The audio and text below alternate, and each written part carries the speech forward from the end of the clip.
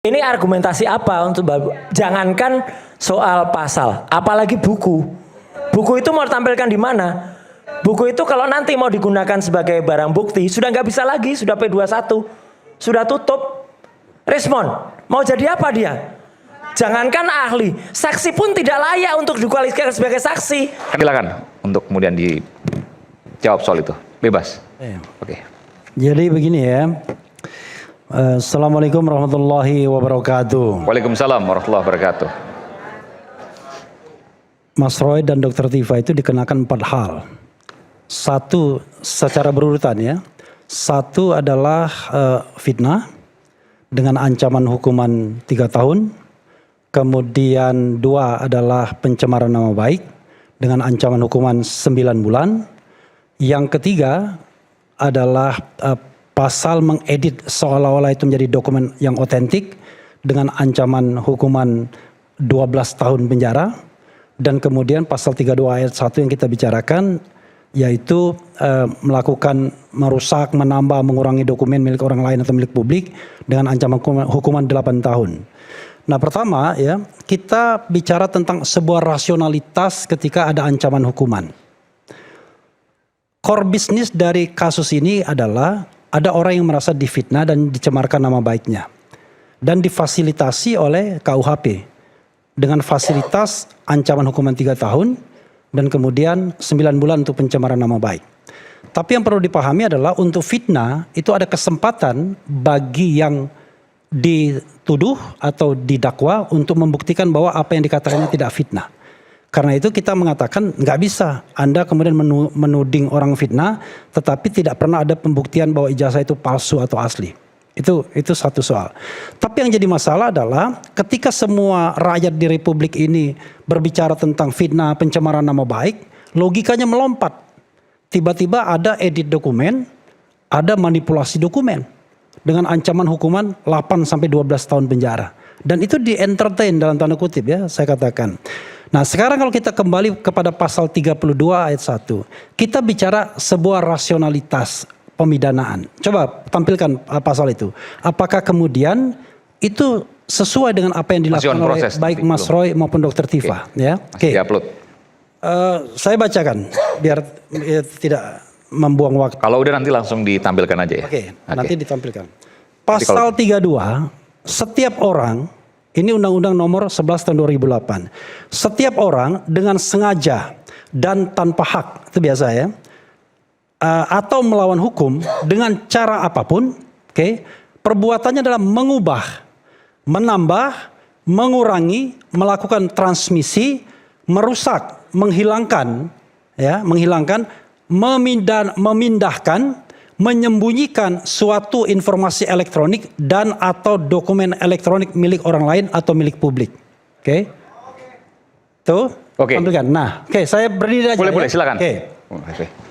Setiap orang dengan sengaja dan tanpa hak atau melawan hukum dengan cara apapun mengubah, menambah, mengurangi, melakukan transmisi, merusak, menghilangkan, memindahkan, menyembunyikan suatu informasi elektronik dan atau dokumen elektronik milik orang lain atau milik publik. Kalau kita bicara bahasa Indonesia, dan ataunya ada di mana? Dan ataunya ada di informasi elektronik dan dokumen elektronik gitu ya, dan ataunya. Tapi kalau kita lihat koma-koma ini seperti perbuatan yang akumulatif. Ya. Kalau seandainya tidak akumulatif berarti formulasi pasal ini keliru. Yang kedua adalah, saya baca 2 dan 3 biar ada satu kesatuan. Setiap orang dengan sengaja dan tanpa hak atau melawan hukum dengan cara apapun memindahkan atau mentransfer informasi elektronik dan atau dokumen elektronik kepada sistem elektronik orang lain yang tidak berhak. Kurang lebih sama ya, perbuatan mentransfer atau transmisi. Ini 12 tahun semua nih ya? Ini yang 8 tahun. Oh, oke. Kemudian terhadap perbuatan sebagaimana dimaksud pada ayat 1 ya. Kemudian yang mengakibatkan terbukanya suatu informasi elektronik dan atau dokumen elektronik yang bersifat rahasia. Menjadi dapat diakses oleh publik dengan keutuhan data yang tidak sebagaimana mestinya. Pertanyaan kita adalah rasionalitas kita. Ada nggak Mas Roy Dr. Tifa melakukan perbuatan ini? Sehingga bahwa dokumen yang tadinya rahasia kemudian bisa accessible kepada publik. Atau yang tadinya dokumen itu utuh jadi rusak. Kan kita pakai rasionalitas saja. Makanya kami pada waktu pra-peradilan menantang. Silakan hadirkan saksi dan ahli yang mampu menerangkan bukan benar dan tidaknya tindakan, tetapi ada minimal 2 alat bukti yang cukup, yang memadai untuk diterapkannya pasal 32 ayat 1 ini. Dan unfortunately nggak ada mereka hadirkan satu pun saksi. Yang ada ahli, tapi ahlinya ahli kitab undang-undang hukum acara pidana, ahli pidana, yang juga tidak bisa menjelaskan soal ini. Jadi kalau kita bicara tentang rasionalitas, it doesn't make sense. Bayangkan, kalau begitu caranya, maka orang-orang yang kemudian melakukan penelitian dan lain sebagainya mudah sekali dikriminalkan. Dan jangan lupa, di forum ini saya ingatkan bahwa rakyat bersuara itu menjadi satu acuan untuk mendakwa Dr. Tifa. Acara tanggal 22 April. Ya. Ya. Dan ini bayangkan.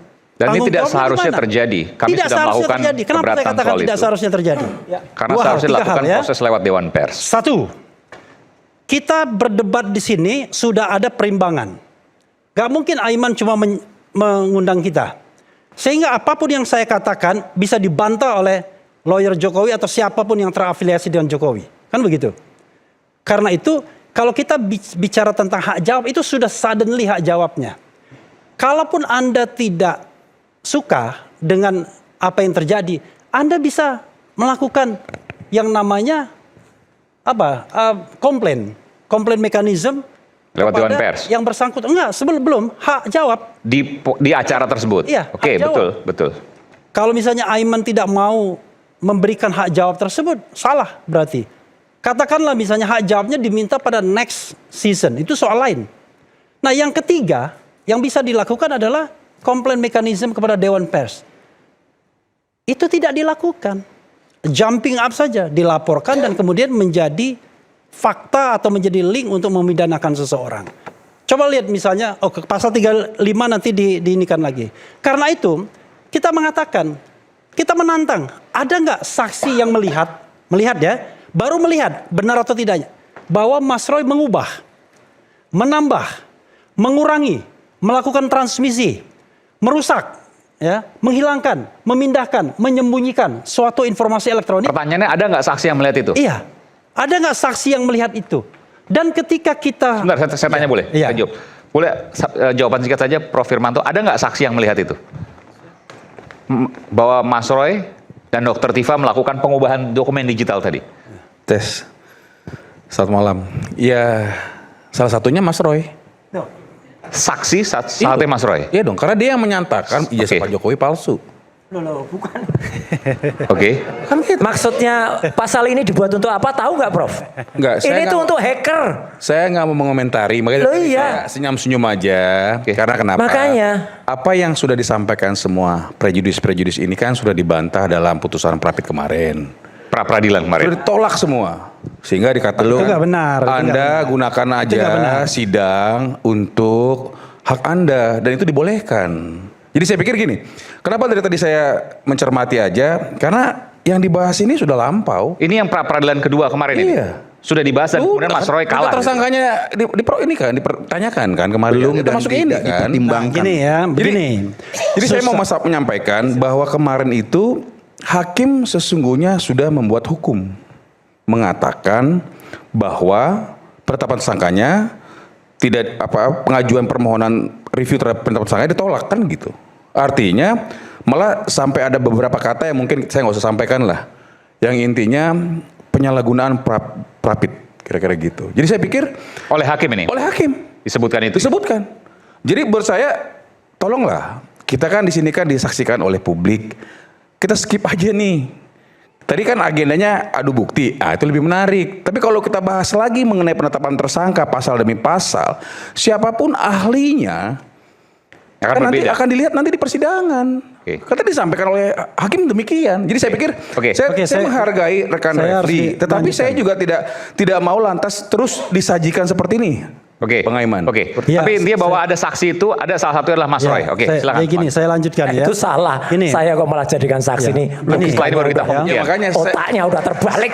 makanya kan Gini. beliau-beliau ini menyatakan Gini. dialah segalanya. Tidak ada yang benar kecuali dirinya. Kan itu nih, kan mau dipertontonkan seperti itu. Jadi saya tidak mau terjebak di situ.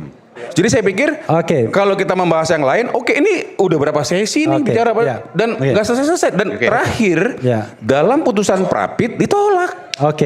Ya, Man, saya biar saya jelas. Sebelumnya saya tambahkan Gini ya, sebentar dong. Ini kan saya masih berdiri di sini. Gimana?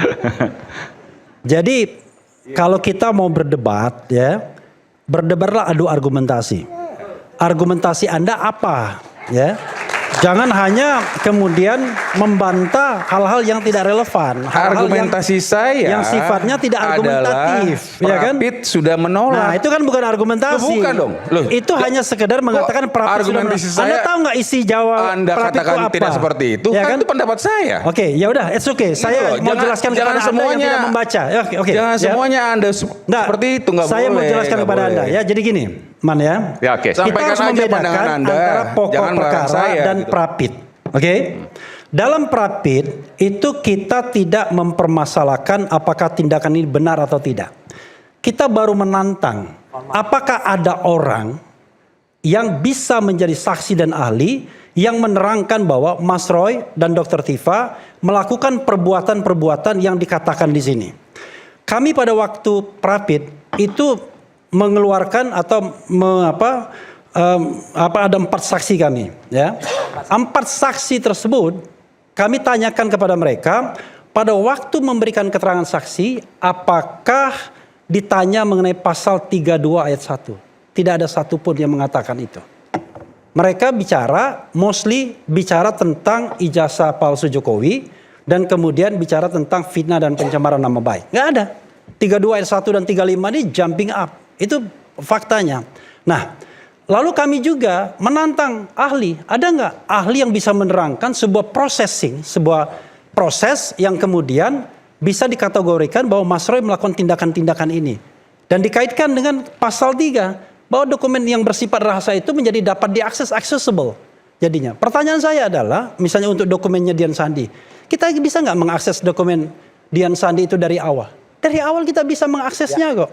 Bukan dokumen rahasia, lalu kemudian dikutak-katik Mas Roy jadi accessible atau rusak. Kan nggak begitu. Jadi kalau kita menegakkan hukum nggak pakai rasio, ya susah. Ya kan, pokoknya. Apalagi kalau saya menunjukkan pasal 35, itu nggak masuk akal. Pasal 35. Nah, ini ya, kalau dibilang ini perdebatan lama, belum bro. Kan belum masuk pokok perkara. Kemarin itu kita ditolak itu bukan pada substansinya. Tantangan kita itu nggak dijawab sama hakim. Hakim menjawab apa? Hakim menjawab dengan prejudice. Apa?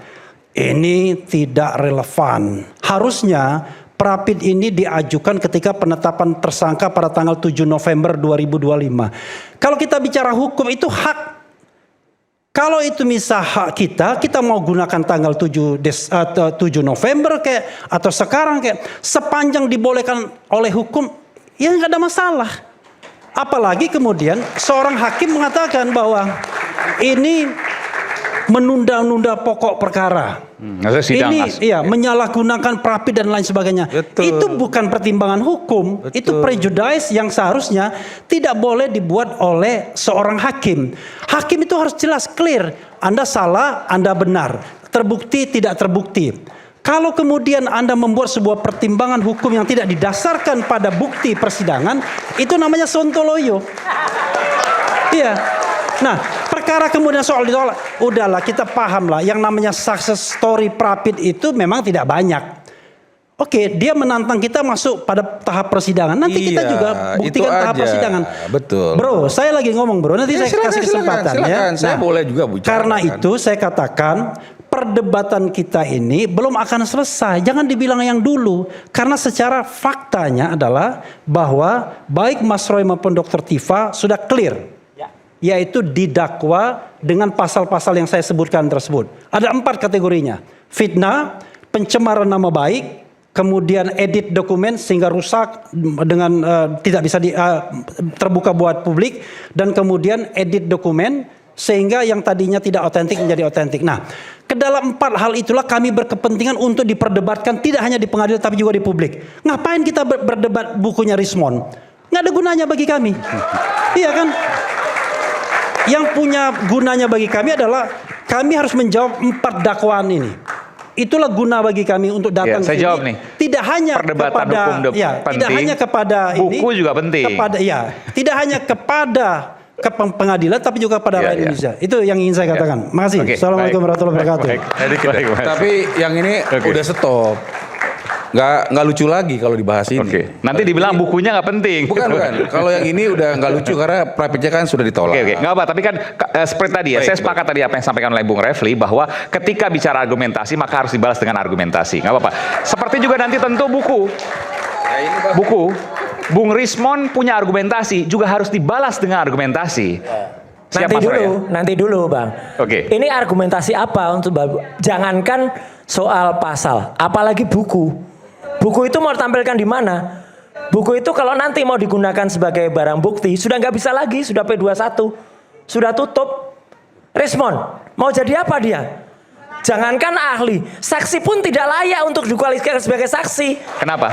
Karena dulunya Rismon itu adalah bagian dari yang tersangka. Kemudian mencari penyelamatan diri, dapat RJ, kemudian SP3. Kalau dia masih tersangka, dia kemudian menjadi saksi mahkota, menyerang kami, lah itu malah boleh. Tapi sekarang udah nggak tanyakan deh pada lawyernya Jokowi. Jangan-jangan lawyernya Jokowi juga nggak akan pakai ini Rismon ini, nggak akan dipakai.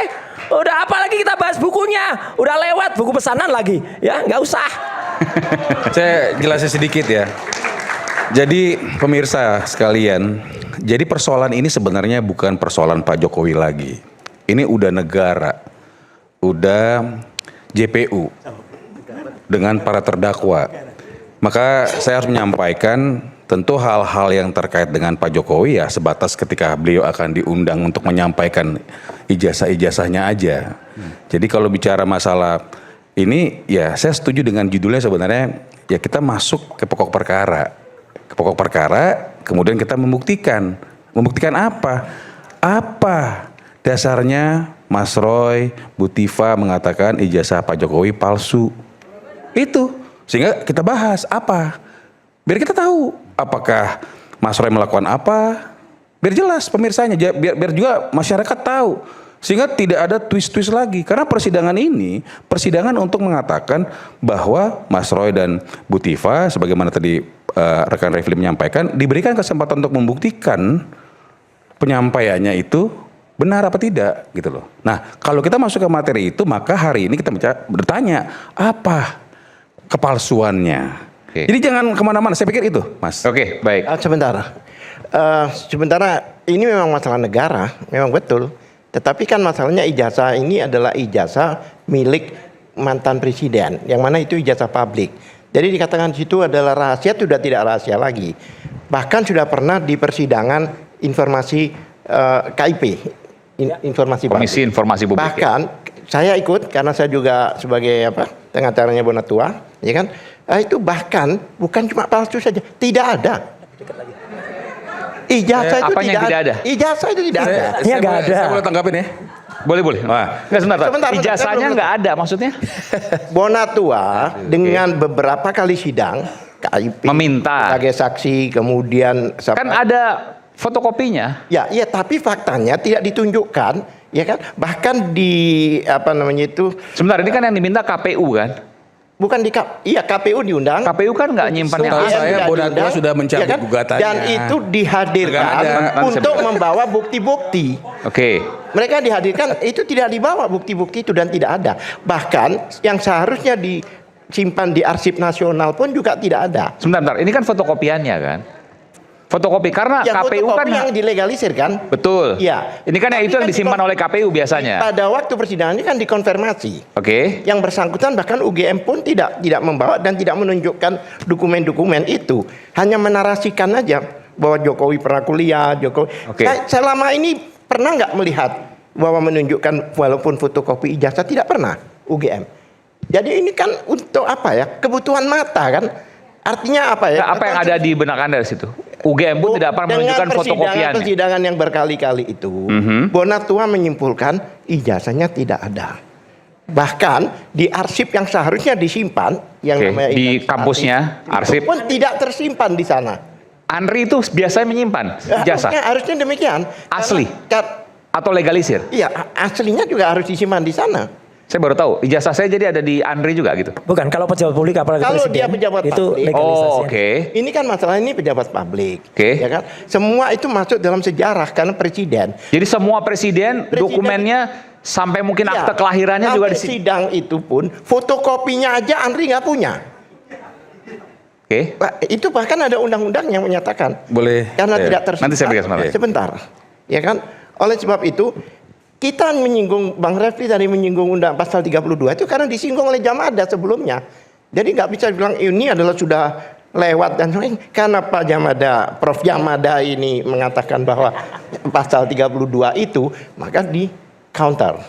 Ya kan? Ini terbukti dari awal banyak ketidakberesan. Bahkan di persidangan pun, di dakwaan pun itu juga terlihat banyak hal-hal yang perlu dipertanyakan. Banyak ketidakberesan, termasuk juga nanti dibahas terkait dengan apa yang dianggap asli oleh Bung Rismon dan juga apa yang kemudian dari argumentasi Iya. Bung Roy dan kawan-kawan. Isu hangat kadang bikin menat, apalagi kalau tidak bisa mencerna dengan cermat. Jangan lupa secangkir kopi yang hangat dan nikmat untuk menemani kebersamaan dalam program Rakyat Bersuara. Bersama saya Aiman Wicaksono, saya segera kembali sesaat lagi.